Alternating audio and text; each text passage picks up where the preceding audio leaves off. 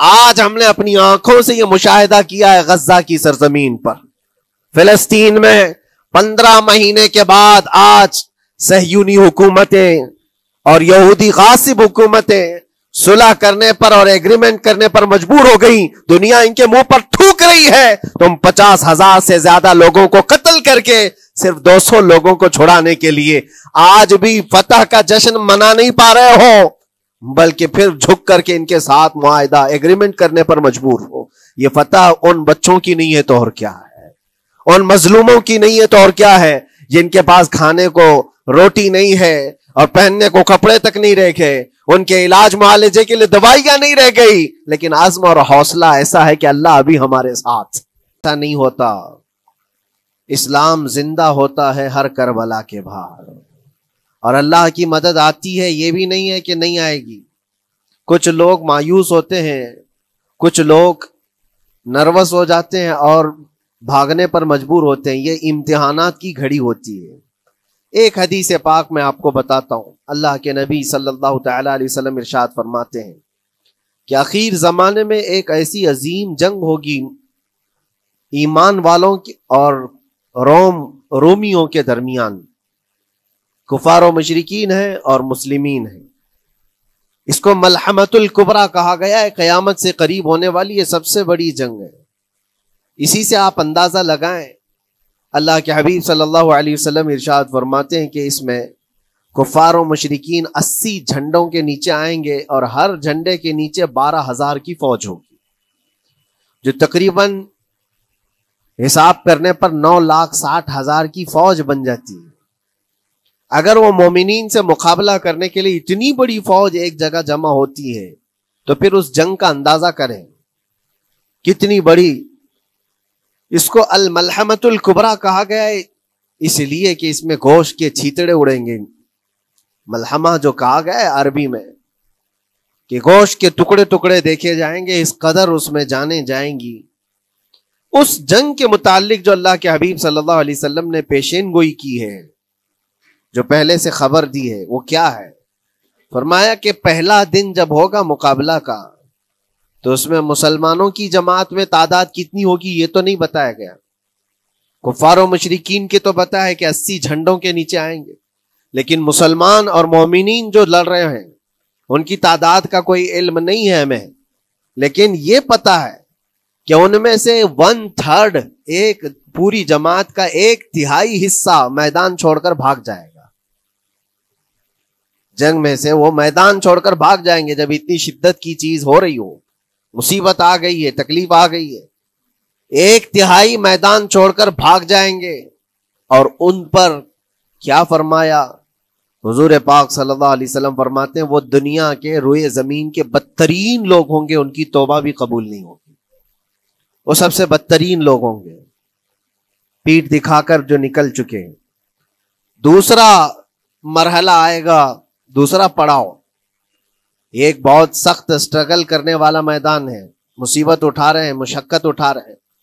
دوسرا دن ایسا ہوگا کہ مومنین کی جماعت کا 1/3 1/3 حصہ شہید ہو جائے، قتل ہو جائیں گے.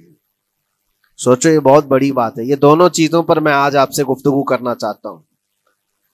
1/3 حصہ میدان چھوڑ کر بھاگ جا رہا ہے اور 1/3 حصہ قتل ہو گیا، شہید ہو گئے. بچے کتنے ہیں؟ 1/3.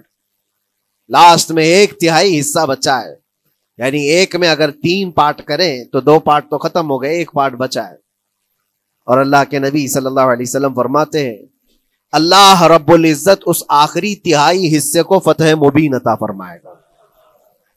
فتح تو ہے ان کی، فتح ہوگی ان کی، لیکن جو حصہ بچا ہوگا وہ آخر کا 1/3 حصہ ہوگا.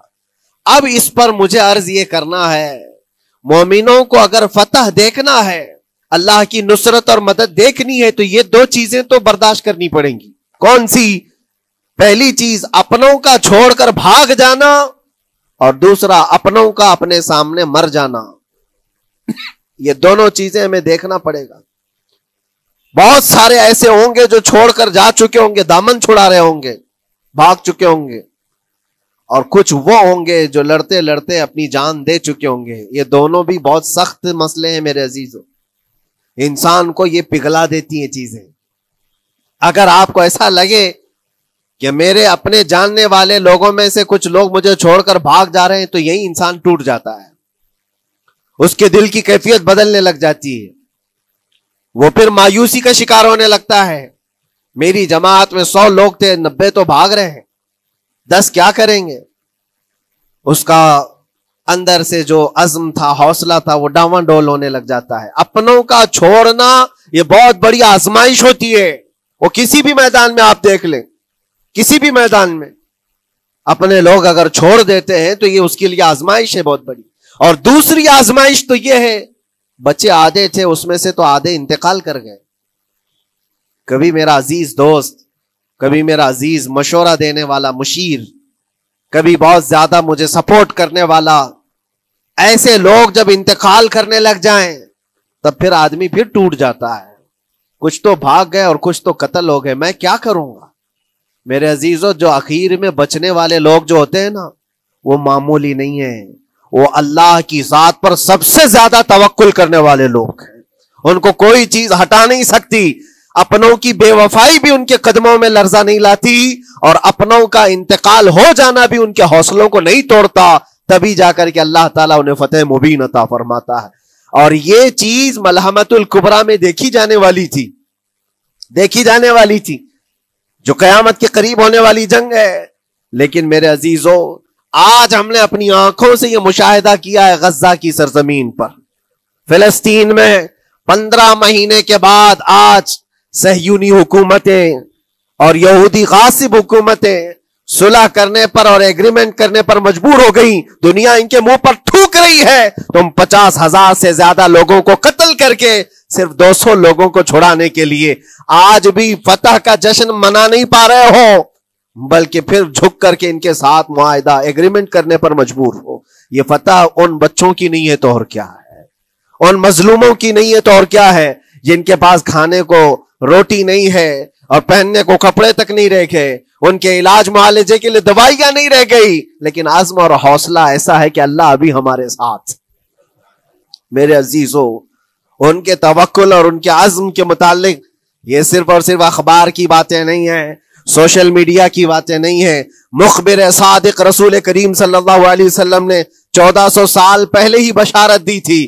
اللہ کے نبی صلی اللہ علیہ وسلم فرماتے ہیں کہ دمشق کے ابواب یا پھر بیت المقدس کے آس پاس رہنے والوں میں ایک جماعت ہمیشہ قیامت تک ایسی رہے گی جو حق کے لیے لڑتی رہے گی.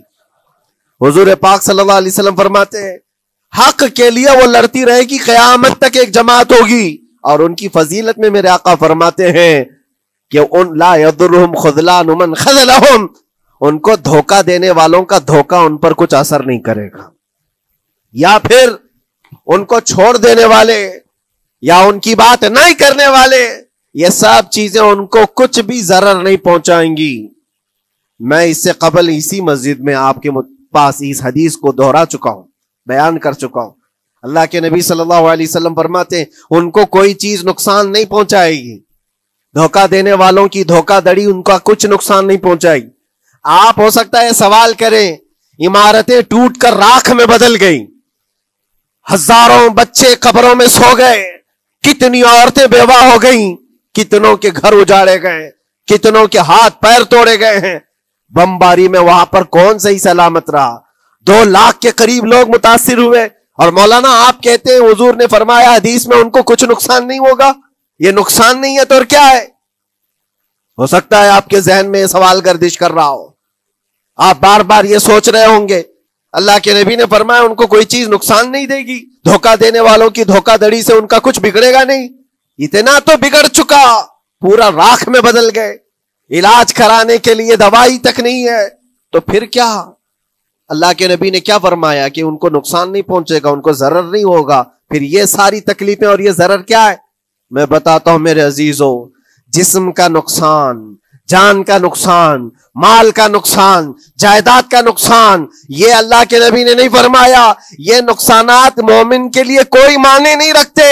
اگر ایمان سلامت ہے تو پوری کائنات سلامت ہے، اور یہ اللہ تبارک و تعالیٰ نے آج تک ان کے ساتھ رکھا ہے. ان کا ایمان محفوظ ہے، ایمان موجود ہے، جس کی وجہ سے یہ سارے نقصانات کچھ معنی نہیں رکھتے، اس لیے کہ یہ تکلیفیں، یہ جو ساری مصیبتیں آئی ہیں، اس پر تو اللہ تعالیٰ نے اجر عظیم کا وعدہ فرمایا ہے، اجر عظیم کا وعدہ فرمایا ہے۔ ہاں اگر ایمان ہی چلا جاتا تو پھر کون سی جنت ملتی؟